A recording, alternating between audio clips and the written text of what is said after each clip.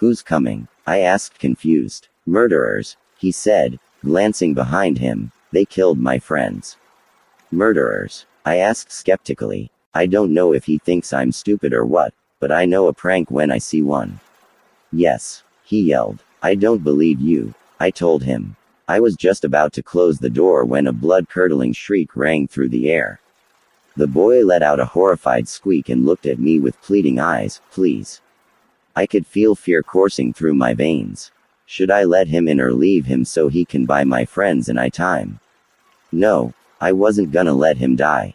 Not when I could have helped. Come in, I said, swinging the door. The blonde immediately bolted inside the cabin. I slammed the door shut and locked it. You should be safe now, I told him. The boy nodded, but it didn't look like he was paying attention. His eyes were darting around the room looking for something. Could you help move the couch? He asked. Why do we need to move the couch? I asked. To barricade the door, the Brit explained, running to the couch. It'll take longer for them to get in. That makes sense. I dashed over to the couch and helped him push it over to the door. Once the couch was in front of the door, the blonde surveyed the room once more. Can you help me move the table, so it covers the French doors? He asked. Sure, I said. We quickly moved the table over to the French doors and positioned it, so the flat part covered most of the door. What is all of that racket? Asked someone from the hall. I turned around to see Anna standing in the hall rubbing the sleep out of her eyes. Did we wake you up? I asked, feeling a bit guilty. But thinking about it, we would have needed to wake her up anyway. Anna shook her head. No, the person pounding on the door did. I tried going back to sleep, but I heard someone out here and wanted to see what was going on. It's complicated, I told her. I don't know all the details yet, but we need to hurry. I was about to ask the blonde a question when another shriek came from outside. This time it sounded closer. Do you have any closets? The Brit asked. Yeah, I answered. Why? Where are they? He asked. In the bedrooms, I replied. We're gonna hide in them, the blonde stated. What is going on? Anna asked, looking from me to the blonde. There isn't time to explain, but we need to wake up Ella. Wake up Ella, Anna exclaimed. That is a horrible idea. Stop talking and go hide, the blonde snapped. Is there anyone else here besides Ella? Jack, Anna said. Wake him up, the Brit stated, and get him in the closet. Where's Ella? Anna pointed in the direction of her and Ella's room. The blonde nodded and took off in that direction. Deciding we had wasted enough time already, I sprinted to Jack and I's room and shook him awake. Wah? Jack asked, still half asleep. Wake up, I told him. Something's happening. Jack rolled out of the bed and rubbed the sleep out of his eyes. What is going on? He asked, looking around the room. There are murderers outside, I told him. Go hide in the closet. Jack's eyes widened. Murderers. Wait, murderers? Anna asked, confused. I nodded. Yeah, now get in the closet. I'll join you in a second. Jack and Anna opened the closet door, removed the bags from inside, and clambered in. I raced across the hall to Anna and Ella's room, to see what the blonde was doing. When I walked into the room, I saw him dragging Ella off the bed by her feet. Ella fell to the ground with a thunk. Her eyes immediately shot open. Who the foo? Ella began to yell. Ella, calm down, I said. We wouldn't have woken you up if it wasn't important. What could be so important that you had to drag me out of bed? She seethed. There are murderers outside and we need you awake, I explained, keeping the explanation as short as possible. Murderers? She asked. Seriously, did those stories get to you? He's being serious, the Brit said, so either get up off the floor and come hide with us or die here. Who's that? Ella shouted. The person who told me about the murderers, I said. Now let's go.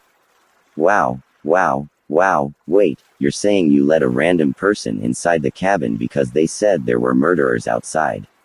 Ella exclaimed. Yes. Now come on, I cried. How do we know he's not the murderer?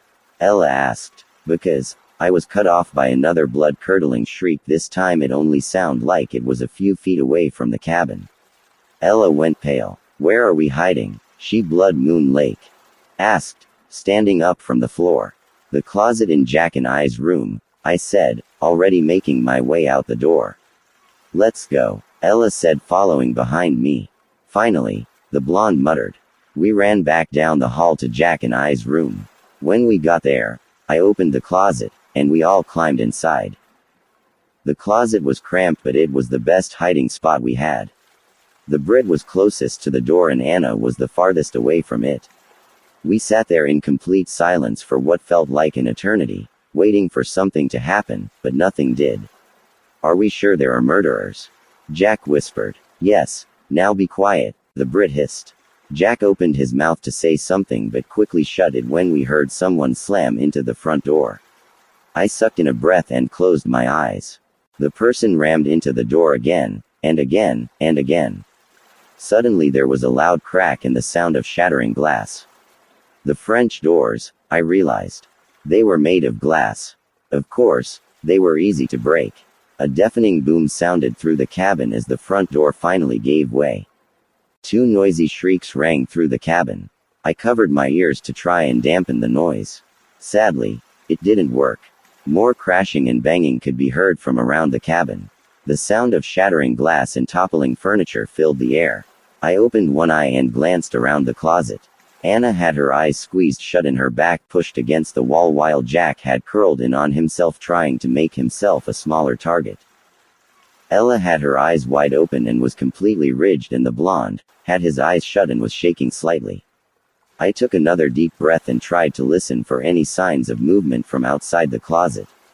It was silent. Did they leave, or were they waiting for us to come out of our hiding place?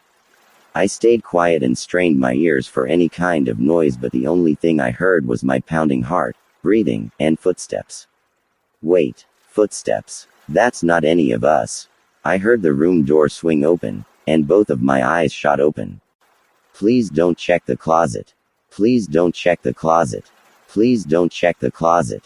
The footsteps continued past the door and to the other side of the room. I relaxed just a bit. Maybe they wouldn't check the closet. The footsteps came back towards where we were hiding and then stopped. I waited there holding my breath, hoping they wouldn't open the door. For the longest time, nothing happened. I sat there in the dark, cramped closet, waiting for my impending doom, but it never came. Suddenly the door swung open, and when I looked to see who it was, I was greeted with the sight of a creepy, bone-chilling navy blue smiley face mask. The black soulless eyes seemed to bore into my soul. I could feel the goosebumps spreading all over my body. For some reason the eyes seemed to be looking directly at me but straight past me at the same time. The longer they stared at me, the more horrifying the gaze became. My eyes flickered around the closet. Jack was still in the same position and Ella looked ready to bolt at any second. The Brit was trying his hardest not to flinch away from the person that stood in front of him, and Anna looked downright terrified. Another ear-piercing shriek resounded through the air and Anna lost it. She opened her mouth and let out the loudest, most ear-splitting scream I have ever heard. The figure's head snapped in her direction and was about to move towards her when they were tackled. Blood Moon Lake. The blonde knocked them to the floor and looked back at us. Run, he yelled. We all snapped into action. I grabbed Jack and began to drag him out of the closet. We all clambered out of the cramped space and began to make a break for it. I sprinted down the hall and turned into the living room. My eyes darted around the trashed place looking for an exit. The front door was ripped off its hinges and the couch that was barricading it was split in half. The French doors were now piles of glass and the table was splintered into 1,000 pieces. I was about to head to the front door when another figure appeared. It wore the same navy blue mask as the other, but in the moonlight, I could see they were dressed in an inky black, skin-tight, full bodysuit. I had the feeling if I reached out and touched them, I would be able to put my hand right through them and it would come out the other side. In their hand, they held a blood-crusted kitchen knife. Changing course, I dashed to the shattered French doors. I ran through the doors and onto the porch. If we went toward the car, the person at the front door would catch us. Going down to the lake would be pointless unless we wanted to swim to the other side. The only other option was the woods. Hopefully, we would be able to lose the killers in the forest and we could come back to the cabin for help. I climbed over the porch railing and took off towards the woods near the back of the cabin. I glanced behind me and saw my friends hot on my heels. Good, none of them were caught, I thought to myself. Wait, where's the blonde? I turned around and saw him dashing out of the house, hopping over the railing and sprinting to catch up with us. As we dashed into the woods, I saw 3 more figures join the 2 from the cabin.